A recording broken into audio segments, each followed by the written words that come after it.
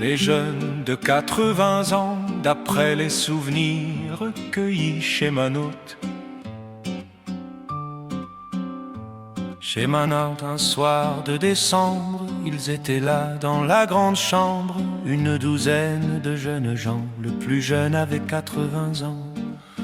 Les mains noueuses, les yeux rieurs, ils parlaient comme des conteurs, et chaque ride semblait porter un Noël qu'on n'a pas oublié.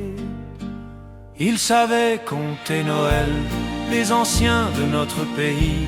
Avec 3 bûches et quelques chandelles, ils faisaient briller toute une vie.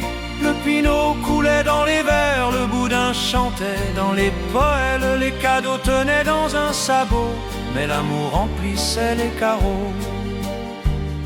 Chez nous, disait Madame Laforge, la fête durait jusqu'au roi. On choisissait la grosse bûche, le plus beau tronc du vieux verger. Il fallait qu'elle brûle longtemps, jour et nuit jusqu'au nouvel an. Et gare aux enfants imprudents, ne t'assieds pas dessus vraiment. Sinon, disait la grand-mère en riant, des furoncles pousseront sûrement. À cette époque, point de Père Noël, c'était l'enfant Jésus venu du ciel. Dans un sabot de bois ciré, on trouvait un sucre bien caché, parfois une orange, un pain d'épices, un petit ruban plein de malice. Et le cœur battait bien plus fort que devant les vitrines d'aujourd'hui.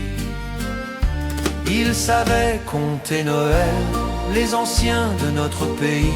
Avec 3 bûches et quelques chandelles, ils faisaient briller toute une vie.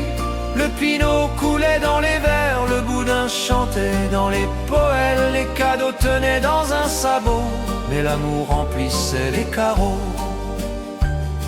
À minuit sonnait tout le village, on partait malgré les nuages. Les sabots frappaient les chemins blancs, les étoiles guidaient les enfants.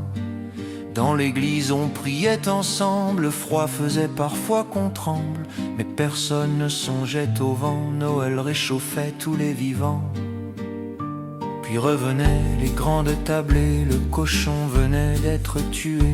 Le vrai boudin fumait doucement, le farci aussi bien évidemment.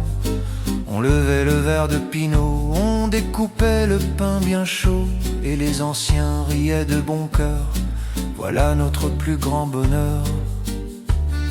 Le père l'hiver se souvenait de ses premiers souliers tout neufs, 12 ans déjà, quelle richesse, il les gardait comme une promesse.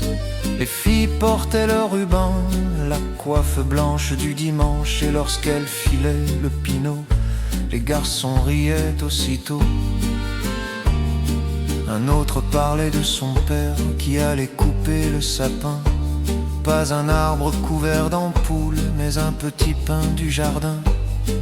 On le ramenait en charrette, fier comme un roi sur son cheval. Les enfants couraient devant lui, Noël est enfin arrivé. Et puis quelqu'un prit son saxophone, le silence changea de ton. Une vieille valse s'envola, comme un parfum d'autrefois. Les histoires se mirent à danser, les regards à s'illuminer. On ne voyait plus leurs 80 ans, seulement des enfants. Dernier couple et les maisons sont plus grandes, les cadeaux remplissent les chambres. Mais il manque parfois quelque part le temps de s'asseoir et de se voir. Écoutons ces voix charentaises, leurs souvenirs sont des richesses. Car un Noël que l'on raconte ne meurt jamais quand on le chante. Ils savaient compter Noël, les anciens de notre pays. Avec 3 bûches et quelques chandelles, ils faisaient briller toute une vie. Le pinot coulait dans les verres, le boudin chantait dans les poêles. Et tant qu'on gardera leurs mots, vivront les Noëls.